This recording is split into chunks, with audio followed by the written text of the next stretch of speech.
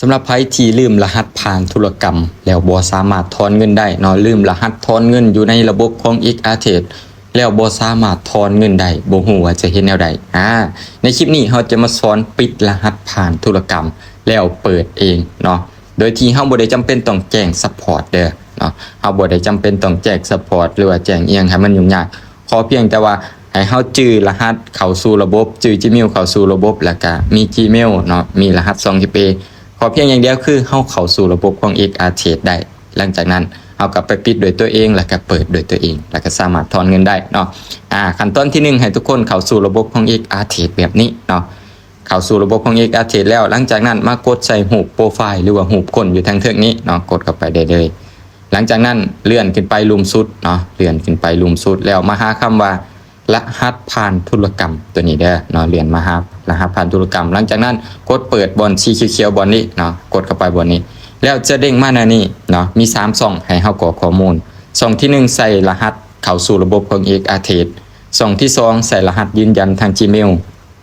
และช่องที่3ใส่รหัส 2FA หลังจากนั้นก็กดยืนยันปิดใส่งานทางลุ่มได้เลยเดี๋ยวเราจะไปเบิ่งวิธีการปิดรหัสผ่านธุรกรรมนำกันเนาะเดี๋ยวเข้าสู่ขั้นตอนเลยขั้นตอนที่1ในช่องที่1ใส่รหัสผ่านเข้าสู่ระบบ X-Arcade เนาะต้องยืนยันว่าใส่ให้ถูกต้องเนาะใส่ให้ถูกต้องกวนให้ละเอียดเนาะหลังจากที่เฮาใส่แล้ว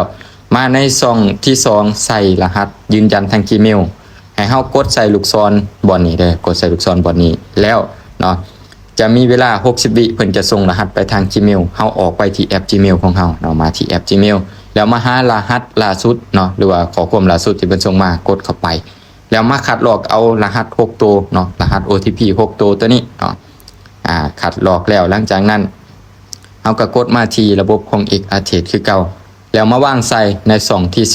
2มีเวลาอยู่60วิเนาะหลังจากนั้นช่องที่3บัดนี้ไปเอารหัส 2FA จากแอป Authent Together ตัวนี้เนาะแล้วมาคัดลอกเอารหัสของเฮาถ้าว่าเวลาใกล้จะเบิดรอท่าเนาะถ้าว่ามันทันก็กดคัดลอกเอาหลังจากนั้นมาที่ X-Arcade คือเก่าเนาะมาวางใส่ในช่องที่3หลังจากนั้นกดปิดใส่งานเท่านี้ถ้าว่าเด้งมาหน้านี่ถือว่าปิดใส่งานสำเร็จแล้วเลื่อนขึ้นมาเบิ่งถ้าว่าขึ้นสีขาวๆเนาะถ้าว่าขึ้นไม้ติ๊กสีขาวๆแนวนี้ถือว่าเฮาปิดรหัสผ่านธุรกรรมสำเร็จหลังจากนั้นเฮาไปเปิดใหม่โดยตัวของเองเนาะเปิดแล้วก็จื้อไว้เนาะเปิดด้วยตัวของเฮาเองเปิดแล้วก็จื้อไว้ให้ดีเนาะสำหรับคลิปเปิดแม่นอยู่ในคลิปถัดไปเราสามารถเข้าไปเบิ่งอยู่ในหน้าโปรไฟล์ได้หรือว่าถ้าว่าบ่จื้อหรือว่าหาบ่เห็นก็สามารถทักมาหาทางส่วนตัวเดียวจะเข้าไปคัดลอกแล้วก็ส่งให้เนาะ